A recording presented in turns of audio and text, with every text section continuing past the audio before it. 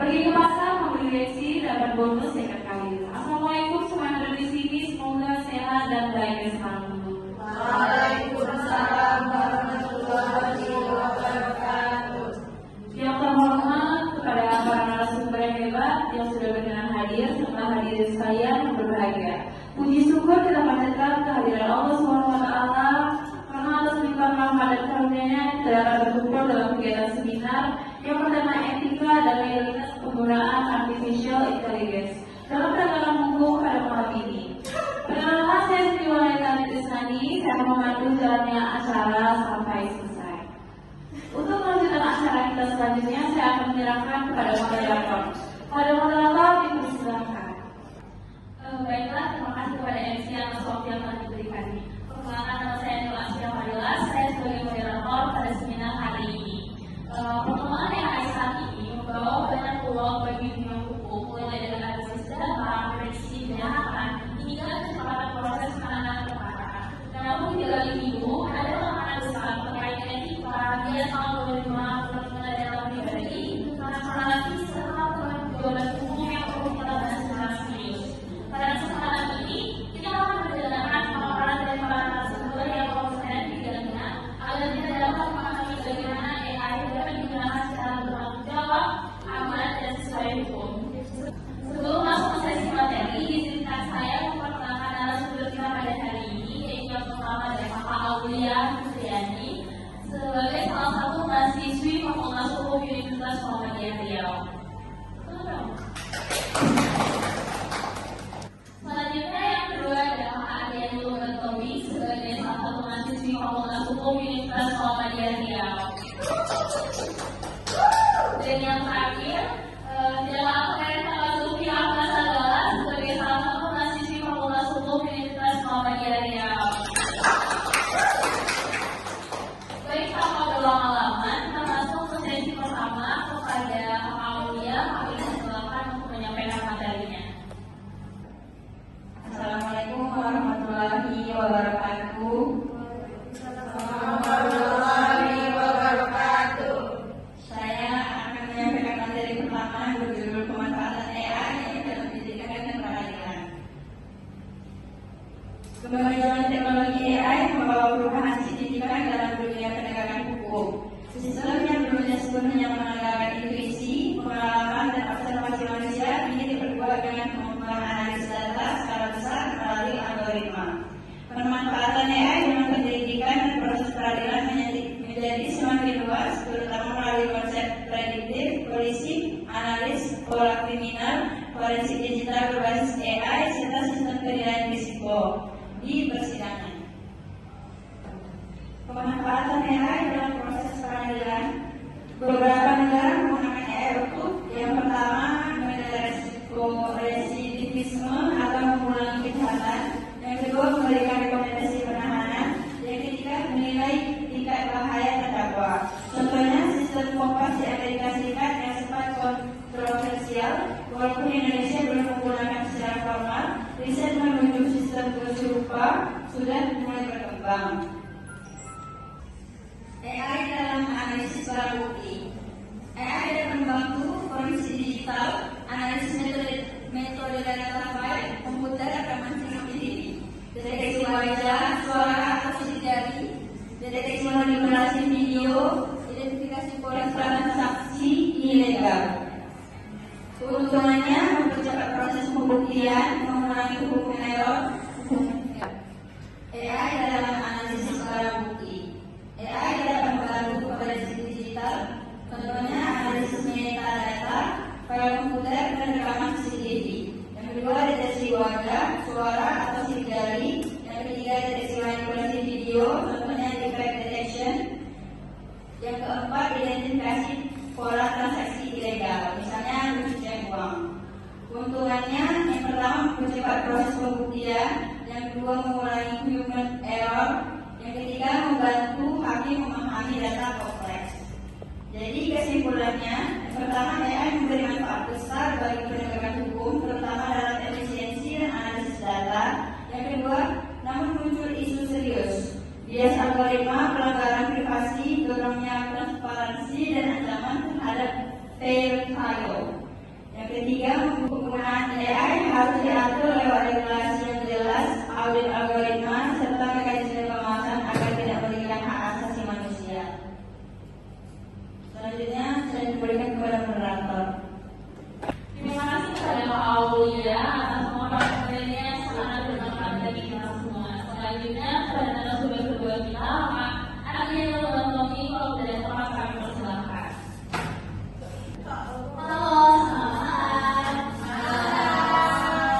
Saya membahas mengenai tentang potensi gagasan algoritma dan hak atas peradilan yang adil. Algoritma semakin banyak digunakan dalam sistem peradilan, terutama untuk prediksi risiko residivisme dan membantu hakim. Teknologi ini menawarkan efisiensi dan konsistensi, namun menimbulkan kekhawatiran terkait keadilan dan hak terdakwa. Apa itu bias algoritma? Bias algoritma adalah kecenderungan sistem kecerdasan buatan atau AI atau algoritma untuk menghasilkan keputusan atau prediksi yang tidak adil, diskriminatif, atau merugikan kelompok tertentu.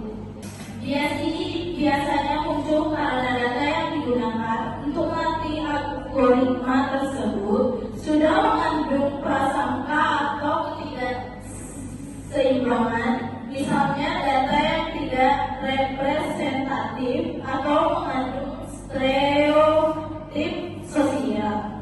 Bias algoritma terjadi ketika model AI menghasilkan keputusan tidak adil karena data pelatihan yang mengandung prasangka atau ketidakseimbangan. Contoh, algoritma memprediksi risiko lebih tinggi pada kelompok minoritas secara tidak proporsional. Potensi bias algoritma dalam peradilan. Algoritma dapat memproduksi atau memperkuat bias yang sudah ada dalam sistem peradilan. 2. Resiko diskriminasi terhadap kelompok minoritas. Yang ketiga, contoh kasusnya ada sistem Kompas di Amerika Serikat yang menunjukkan bias rasial dalam penilaian resiko. Dampak bias terhadap hak atas peradilan yang adil. Yang pertama itu ada pengikisan independensi hakim karena tekanan mengikuti rekomendasi algoritma. Nah, yang kedua ada kurangnya transparansi dalam proses pengambilan keputusan berbasis algoritma. Yang ketiga, ada risiko pelanggaran hak fundamental terdakwa seperti perlakuan adil dan kesetaraan depan hukum. Tantangan dan kritik. Yang pertama itu adanya perlu regulasi ketat dan pengawasan penerapan algoritma dalam peradilan. Kedua, ada pentingnya memastikan transparansi, akuntabilitas, dan perlindungan hak terdakwa. Yang ketiga, ada bahaya mempertimbangkan algoritma sebagai satu-satunya basis keputusan hukum. Nah, kesimpulannya, teknologi algoritma punya potensi besar dalam membantu sistem peradilan. Namun, harus diimbangi dengan langkah-langkah untuk mengantisipasi dan mengurangi bias algoritmik.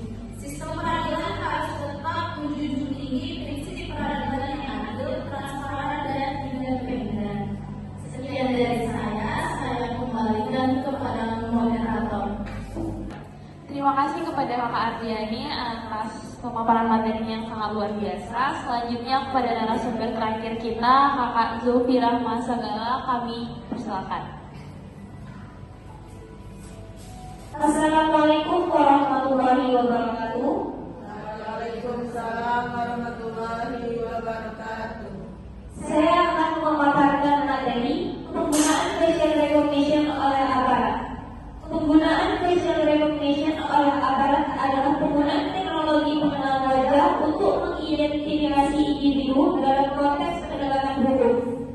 Individu dalam konteks penegakan hukum aparat kepolisian menggunakan facial recognition untuk mengidentifikasi tersangka kejahatan, memantau dan mengidentifikasi individu di tempat-tempat umum, serta menganalisis rekaman CCTV untuk mengidentifikasi individu yang terlibat dalam kejahatan. Teknologi ini dapat membantu meningkatkan efisiensi dan efektivitas penegakan hukum, namun juga menimbulkan kekhawatiran tentang privasi dan keamanan data. Dengan demikian, penggunaan facial recognition oleh aparat harus dilakukan dengan hati-hati dan sesuai dengan regulasi yang berlaku untuk memastikan bahwa hak-hak individu dilindungi. Proses penganalisa.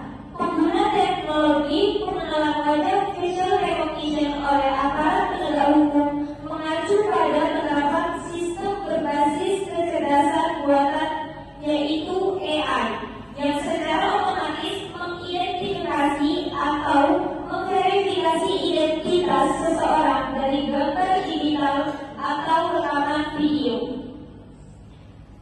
Proses ini bekerja dengan menganalisis pola wajah seperti jarak antara mata, bentuk tulang pipi, dan kontur wajah, lalu mengubah menjadi data digital untuk yang disebut cetak wajah atau face print.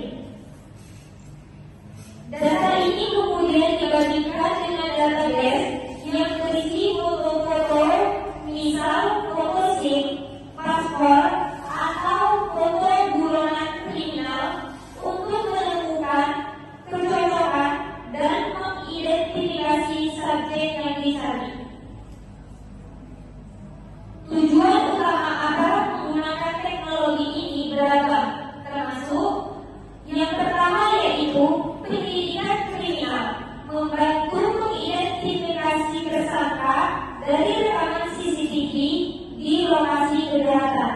Yang kedua, keamanan publik, menghindari kerumunan di acara publik besar atau seperti bandara untuk mencari individu yang masuk daftar pengawasan.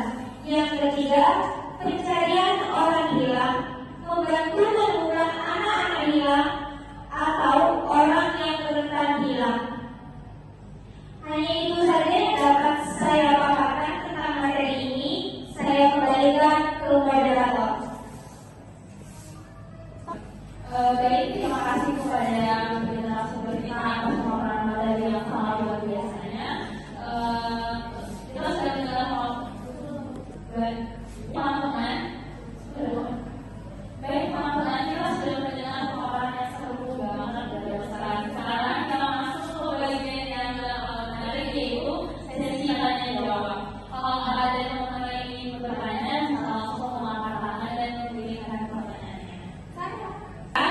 Nama saya Nabila Naswa. Saya ingin bertanya tentang apa saja isu etika yang terkait dengan penggunaan artificial AI dalam penegakan hukum seperti penggunaan facial recognition oleh aparat. Terima kasih kepada Pak Naswa atas pertanyaan yang sangat menarik. Untuk narasumber kami persilakan untuk menjawab.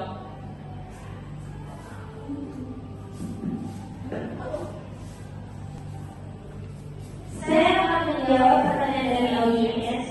Isu etika yang terkait dengan penggunaan AI dalam penegakan hukum seperti penggunaan facial recognition oleh aparat yaitu yang pertama yaitu privasi.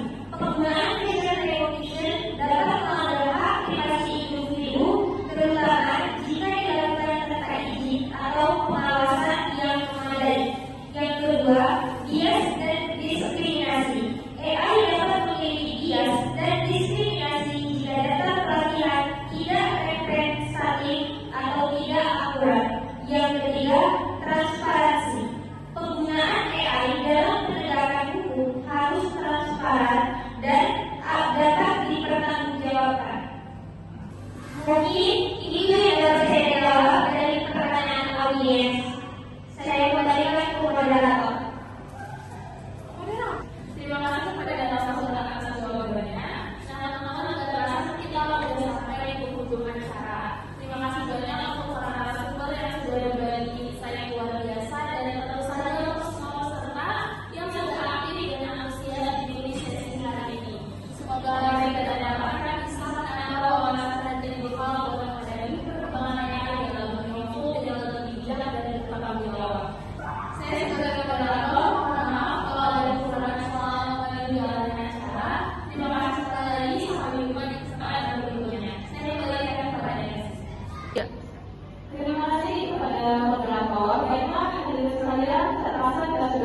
22 acara. Semoga materi yang disampaikan hari ini bisa membuka wawasan, menambah pemahaman, dan jadi bekal berharga untuk kita semua ke depannya. Terima kasih banyak kepada para pemateri, panitia, dan seluruh peserta yang sudah menyempatkan waktu hadir dari awal sampai akhir. Kehadiran dan antusias kita semua yang menjadi acara ini berjalan lancar. Kalau ada salah dari saya sebagai pembawa acara, mohon dimaafkan. Dengan ini, seminar kita pada hari ini resmi ditutup. Sampai jumpa di kegiatan berikutnya. Wassalamualaikum warahmatullahi wabarakatuh.